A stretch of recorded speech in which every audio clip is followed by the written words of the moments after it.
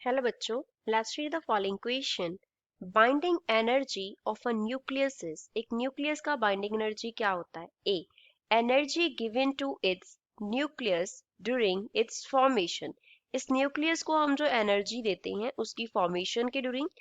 B, total mass of nucleus converted to energy units, energy के units में total mass nucleus का convert करके जितना आता है वो बाइंडिंग एनर्जी होता है। सी, loss of energy from the nucleus during its formation, formation के ड्यूरिंग न्यूक्लियस से कितना एनर्जी का लॉस हुआ। D, total kinetic energy and potential energy of the nucleons in the nucleus, nucleus में जो nucleons present है उनका total kinetic energy and potential energy जो है that is binding energy of nucleus. So first of all we will talk about the key concept used in the question. इस question में हम क्या key concept apply करेंगे? हम nucleus की binding energy के बारे में बात कर रहे हैं। न्यूक्लियस का साइज क्या होता है? बहुत स्मॉल होता है।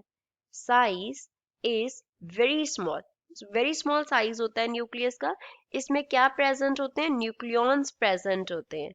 न्यूक्लियॉन्स क्या होते हैं? न्यूक्लियस में न्यूट्रॉन्स प्रेजेंट होते हैं प्लस प्रोटॉन्स प्रेजेंट होते हैं। तो न्यूट्रॉन प्लस प्रोटॉन्स, इन दोनों को हम क्या बोलते हैं? न्यूक्लियॉन्स बोलते हैं। तो जब न्यूट्रॉन्स एंड प्रोटॉन्स क्या होते हैं? न्यूक्लियॉन्स जो है वो कंबाइन होकर न्यूक्लियस बनाते हैं। न्यूक्लियस का फॉर्मेशन होता है, न्यूक्लियस का फॉर्मेशन होता है। तो न्यूक्लियस जब फॉर्म होगा then it should be stable, वो क्या होना चाहिए? स्टेबल होना चाहिए। अगर अनस्टेबल होगा तब तो वो फॉर्म ही नहीं होगा। तो स्टेबल बनेगा जब कुछ, तो वो क्या करता है? एनर्जी रिलीज होकर स्टेबल बनता है। अगर किसी में एनर्जी ज्यादा है तो वो क्या होगा? That nucleus will be unstable, that thing will be unstable. तो अगर वो स्टेबल बन रहा है दैट मीन्स एनर्जी का वहां पे क्या हो रहा है? रिलीज हो रहा है। अब एनर्जी रिलीज हुई, न्यूक्लियस क्या बन गया? स्टेबल बन गया। तो यहाँ पे एनर्जी कम हो गया। हम क्या करेंगे?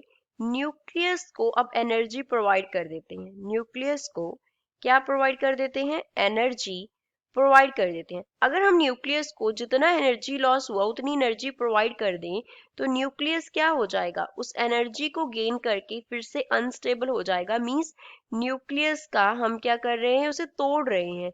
न्यूक्लियस को हमने ब्रेक कर दिया into its constituent particles, to its constituent particles. उसके जो पार्टिकल्स थे, न्यूट्रॉन्स एंड प्रोटॉन्स थे, उनमें हमने न्यूक्लियस को ब्रेक कर दिया।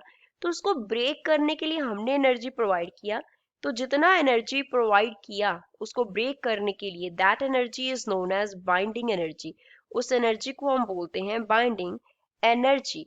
तो हमें कितना एनर्जी प्रोवाइड करना पड़ेगा? जितना लॉस हुआ था फॉर्मेशन के ड्यूरिंग, लॉस ऑफ एनर्जी हुआ था जो किसके during? During the formation of nucleus. जब न्यूक्लियस फॉर्म हुआ था देन वी नो कि एनर्जी का लॉस हुआ था, तभी वो स्टेबल बना था। हमने फिर से एनर्जी प्रोवाइड की, उसको ब्रेक कर दिया। ब्रेक करने के लिए जो एनर्जी चाहिए था वो बाइंडिंग एनर्जी होता है, विच मीन्स बाइंडिंग एनर्जी क्या होता है? जो फॉर्मेशन के ड्यूरिंग एनर्जी लॉस हुआ। तो गिवन ऑप्शन में से सी जो है वो इस क्वेश्चन का करेक्ट आंसर है। Binding energy of a nucleus is loss of energy from the nucleus during it's formation. I hope you understood it well. Thanks.